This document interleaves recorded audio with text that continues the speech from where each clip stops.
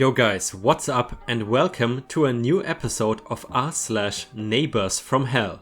This subreddit is made for stories of annoying neighbors and you get double points if justice is served in an ice cream cone. But let's dive right in. My neighbors hate me for the most ridiculous reason. So I bought this place almost 2 years ago now.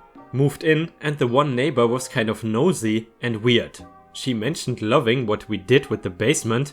Wait, what? How do you know what my basement looks like? But not horrible overall. Fast forward 1 year and I start building a fence across the rear of my property since it's not enclosed and I would like some privacy from the roadway. The only street access to my property is on the rear, the front is a field.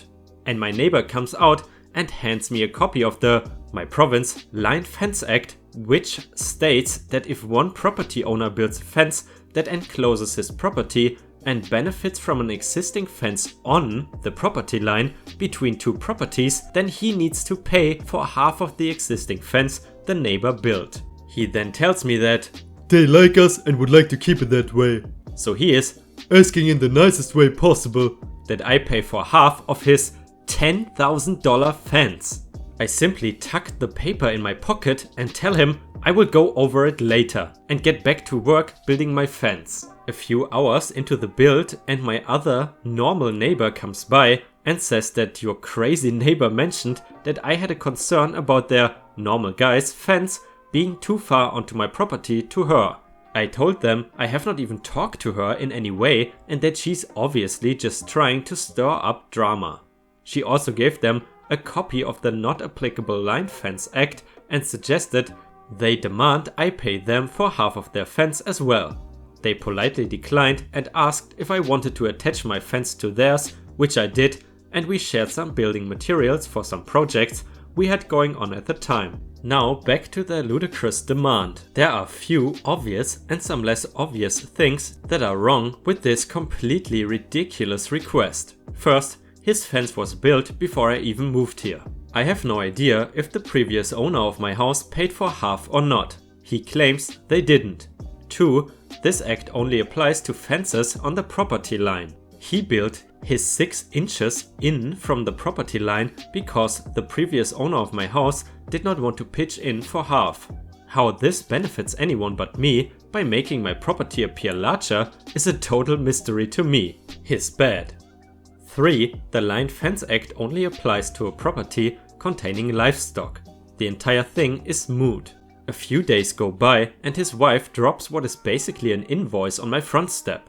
I laugh and throw it away. Another few days go by and they begin harassing my wife, saying how they are benefiting from their fence, which they paid for, and that we need to do the right thing and pay for it. Hell no. Things quiet down for a few months, although I can tell the man living there is extremely sour about the whole thing regardless of how little it actually has to do with me. He will no longer talk to me or acknowledge me in any way. I still give him the occasional nod and say hi and stuff when I run into him and he just glares. His wife is still very nosy and acts friendly, but I can tell she's just trying to make me feel awkward or to pry for information. I'm never rude, just short replies and don't engage in small talk. Now out of nowhere, they are threatening my wife that they are going to set their pit bull loose on my cat and see what happens. And just today, the woman privately told my 7-year-old daughter that she should better keep her cat inside the house because next time she sees it, she's going to trap her in a cage and send her to the pound. She cried for hours. She also mentioned something about how I am an all over the internet and an embarrassment to your family. I'm pretty sure she saw my local Facebook rant and rave comment telling this story of how petty and sad they are over this whole thing on a post where someone was asking about a similar situation regarding fence cost sharing and whether their neighbor could force them to pay for it, etc. This is way over the line. I don't care what you do or say to me, but leave my children alone. I am beyond pissed off right now, but I know reacting is not going to help anything in the long term. I don't want to be petty like them, but I want to do something to let them know this will not continue. One thing definitely want to do in the near future is build my own fence along the property line just so I can actually enclose my yard with gates on the sides of the house, since I obviously cannot attach anything to his fence. Might be a little difficult to do this so close to his without damaging it at all, and I will have to look into the legalities of this, but I don't think it should be a major issue. Well, as far as I'm concerned, the fact that they threatened your family and especially your young daughter by saying they would harm her cat, it would be a good choice to bring this to the police. Also, if you have watched until here, please post some stars in the comments to make me happy and to support my channel. Smoking out the apartment. My roommate, my girlfriend and myself have some terrible upstairs neighbors. Usually, it is just an issue of them constantly running instead of walking anywhere they need to go, obnoxious parties during the week, fighting with their boyfriends after midnight, to the point someone slams the door and runs out of the apartment and down the stairs while continuing to yell upstairs, downstairs at each other for almost an hour or more, and letting their huge dog run around and smash into the furniture while it is also trying to dig a hole through the floor to visit us. But today was a brand new level of special. I work nights and was awoken this morning by what I had assumed was a bomb raid siren going off. But after finally getting dressed to see what the hell was going on outside, I realized it was actually the upstairs neighbor fire alarm blaring. And not just one of them, all of them. So being concerned because I had also heard their dog whimpering from my room, I went and talked to the office manager on duty and let them know the situation. So they kindly sent their maintenance guy over to check it out. So while this is going on, I had decided to wait outside and have a cigarette. Because at this juncture, I might as well limit the amount of time on Earth I have to spend living under them.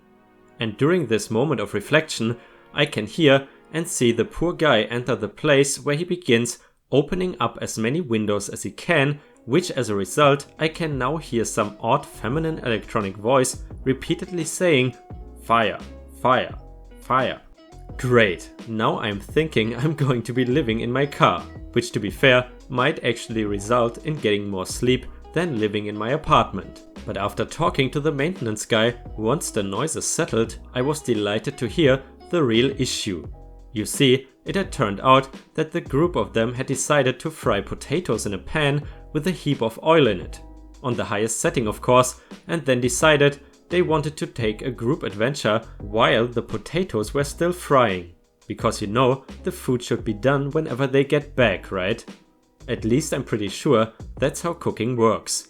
So the apartment was just filling with smoke, no fire luckily. I could only look at the poor maintenance guy and give him an overdramatic facepalm. Anyway, I love my upstairs neighbors, no animosity here, no way. Yeah, in that story I really feel bad for the dog because those people seem crazy.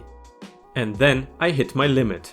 For the last year, the neighbor has been throwing batteries on my roof. They also throw screws in the driveway, not a handful, but hundreds.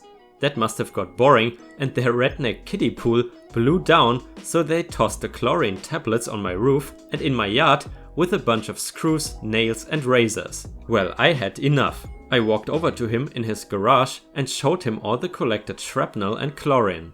He says it did not come from his house. I said, "That's funny because I have pictures of this in your backyard." Then he remembered that he did have it. I said, "Listen, I am not saying you did it, but it needs to stop." Went away for a week, came home, more screws. Called the cops, useless. Got cameras, now the neighbors are pissed. They have not figured out that they are wireless, so they just keep attaching junk to the fence, thinking I cannot just move them. Code enforcement came to visit twice. One for the 2 junk cars on the yard and then for the junk fence. They are super paranoid about the cameras now and I'm thinking about just buying a bunch of decoys to F with them. Yes, it's petty, I spent a year afraid for my dog and kid and they can spend a little time feeling the paranoia. I am very open to other obnoxious stimuli or anyone who wants to come over and clean their gun in my yard. It's not a bad neighborhood, they just happen to be the only renters on this end of the block. Oh, and this is not the first time their neighbors have had problems. there were problems at the last rental. These are not children, they are adults in their 50s. And yes, I am in Florida. And as someone in the comments said, things like this cannot be tolerated and it's good to be proactive.